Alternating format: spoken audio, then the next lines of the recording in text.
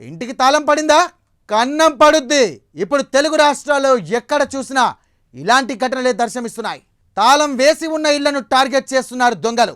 పగలు రెక్కిలు నిర్వహించడం, ఏ ఇంటికి తాళం వేసి ఉందో వివరాలు సేకరించడం, ఎవ్వరూ లేని సమయంలో ఇంట్లోకి దూరి ఎంచక్క దొరికిన కాడికి సర్దేసుకెళ్లడం, ఇంటికి తాళం వేసి ఊరెళ్తే నగదు బంగారు విలువైన వస్తువులు ఇంట్లో ఉంచుకోవద్దని పోలీసులు ఎన్నిసార్లు చెబుతున్నా కొంతమందికి చెవికెక్కడం లేదు. తీరా అవి దొంగల పాలయ్యాక లబోదిబోమంటూ స్టేషన్ మెట్లెక్కుతున్నారు బాధితులు.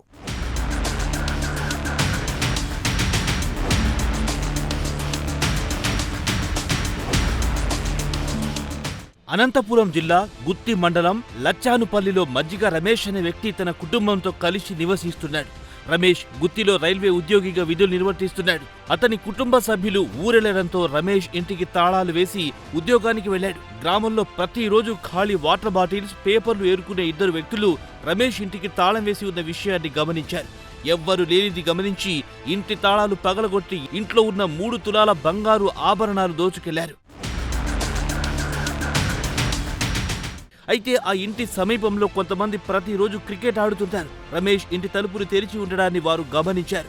దొంగతనం జరిగినట్టుగా తెలుసుకుని ఇంటి సమీపంలో అనుమానాస్పదంగా తిరుగుతున్న వ్యక్తిని పట్టుకుని ఓ ఇంట్లో బంధించి పోలీసులకు సమాచారం అందించారు. సమాచారం అందుకున్న పోలీసులు అక్కడికి చేరుకుని ఆ వ్యక్తిని అదుపులో తీసుకుని పోలీస్ స్టేషన్ కు తరలించారు. ఆ వ్యక్తితో పాటు వచ్చిన మరో మహిళ పరారయ్యింది. రమేష్ ఇచ్చిన ఫిర్యాదుతో పోలీసులు కేసు నమోదు చేసి దర్యాప్తు చేస్తున్నారు.